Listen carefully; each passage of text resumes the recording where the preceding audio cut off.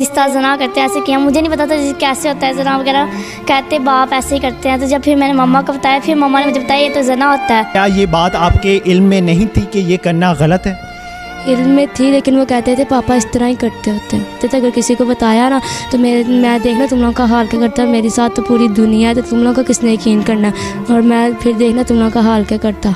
ये क़यामत से पहले ये क़यामत आ गई है कि घर में जो घर का मुहाफिज था उसी ने बच्चियों को लूट लिया। हेलो दोस्तों, पाकिस्तान के मौलाना मौलवियों की जैसी हरकतें, जिस तरह के इनके कारनामे, वो बहुत ही ज़्यादा शर्मनाक हैं। देखो। कितने बजे आप उठती थी सुबह?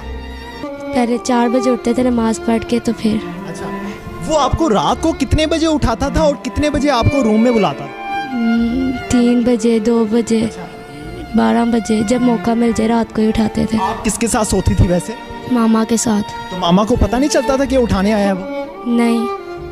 आपने मामा को कभी इशारतन नहीं कहा कि मामा वो मुझे उठाने के लिए आया है, वो ज्यादती करेगा? मामा हिलती ही नहीं थी, उठती ही नहीं थी। मामा को इस तरह जिस तरह पता नहीं क्या ही हुआ। मतलब ऐसा भी मुमकिन है कि वो नशा करवाता हो मामा को? जी, पहले तो मुझे छेड़ते थे, लेकिन 8 माह पहले उन्होंने मेरे साथ जना किया था, और 8 माह से लेकर अब तक 5 दफ़ा। रिश्ते में वो आपके क्या लगते थे? पापा। वो सुतेले बाप थे। क्या ये बात आपके इल्म में नहीं थी कि ये करना गलत है? इल्म में थी, लेकिन वो कहते थे पापा इस तरह ही करते होते हैं। इस तरह पहले शुरू में मुझे बुलाते थे, अगर तो मैं नहीं थी जाती होती तो भाइयों को गुस्सा वगैरह करना, मारते थे, और इशारा मेरी तरफ कि तेरी वजह से हो रहा है, तो मेरी बात नहीं ना मानती हैं।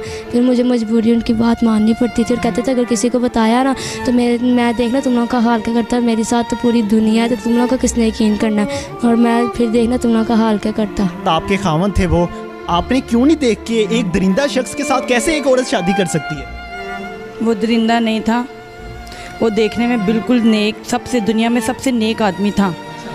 और जब हमारा रिश्ता हुआ उसमें बहुत बड़े बड़े आलिम और लोग बैठे हैं, फिर हमारा रिश्ता हुआ और फिर हमारी शादी हुई, और इसने ये कहा कि मैं बच्चों का तहफ़्फ़ुज़ की ज़िम्मेदारी लेता हूँ, मैं बच्चों की ज़िम्मेदारी लेता हूँ, इसमें जो है आपको कोई परेशानी नहीं आएगी।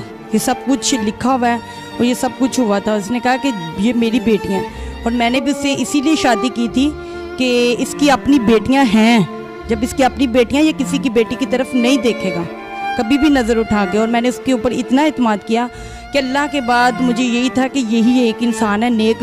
ये अपनी बेटी पे नज़र नहीं रखी थी आपने? नहीं, मैंने, मुझे क्या इल्म है, जब 11 बजे हमने सो जाना है, हमें ये पता कि हमने 4 बजे उठ के नमाज़ पढ़नी है, बस। बेटी आपके साथ सोती थी? जी, ये बड़ी मेरे साथ सोती थी। जब आपको इस वाक़े का इल्म हुआ तो आपने क्या सोचा, क्या पहला कदम उठाया? जब मुझे पता चला है, मुझे तो उस वक्त पता चला है जब मरियम को इसने पकड़ा है मंगल वाले दिन, तो बड़ी बेटी रोती हुई आई है, क्लास जब पढ़ के आई है रोती हुई आई है, कहती है कि मामा मैंने इस घर में नहीं रहना। मैंने कहा क्या हो गया?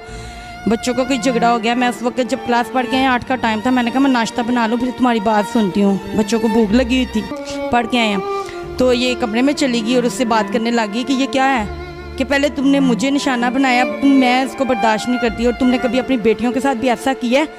तो कहता है चल चुप कर। तो ये बातें जो है मैं किचन में मुझे समझ आ रही थी।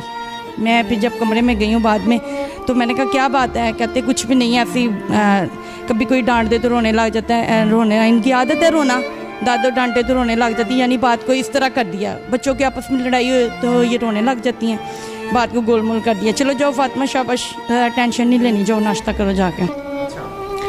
तो इसने मुझे बता दिया हुआ था। मैंने कहा अच्छा ठीक है। फिर उसके बाद मैं भाई के पास आई हूँ रोती हुई। मैंने कहा भाई मैंने नहीं उस घर में रहना। कहते क्या हो गया? मैंने कहा ये आदमी जो है ना, मेरी, इसने आज छोटी बेटी को हाथ लगाया है, तो मैं कभी भी नहीं उस घर में रहूँगी। इसने हाथ क्यों लगाया इस नीयत से? तो भाई कहते अच्छा ठीक है, वो मुझे, मेरा घर है राना टोन, वहाँ लेके गए हैं। तो मैंने कहा हाली करवा के दो, मैं आज ही आऊँगी, किराए पे दिया हुआ रेंट पे। तो मैंने कहा हाली करवा के दो, मैं आज ही आऊँगी। मैं जब वहाँ गई हूँ तो मैंने उनसे कहा कि मेरा घर हाली कर दो। कहते ईद के बाद करेंगे। वापस जब मैं आई हूँ, मैंने कहा मैं इतनी बात पे इतनी जज्बाती हो गई हूँ, मैंने तुमसे आगे कुछ पूछा ही नहीं, हुआ क्या है, बात क्या है? मैंने छोटी को बिठा के पूछा, मैंने कहा बात क्या है? इसने मुझे सब कुछ वाज़े तौर पे बता दिया, और इतना वाज़े बताया कि बस मैंने कहा ज़मीन आसमान होगी, पता नहीं क़यामत आ गई है, क्या हो गया? ये क़यामत से पहले ये क़यामत आ गई है कि घर में जो घर का मुहाफिज था उसी ने बच्चियों को लूट लिया। पढ़ी लिखी? जी मैंने एमए इस्लामियत किया, कुरान पाक पूरा तर्जमे से पढ़ा है, बुखारी शरीफ सब कुछ मैंने पढ़ा है अल्हम्दुलिल्लाह। कुरान ऐसे शख्स के लिए क्या हुक्म देता है? कुरान ऐसे शख्स के लिए कहता है कि उसको रजम कर दो, मार मार के जिंदा को मार दो। आपने ऐसा किया? नहीं, मैं ऐसा नहीं कर सकी। क्यों? इसलिए कि मैं कानून को अपने हाथ में नहीं लेना चाहती।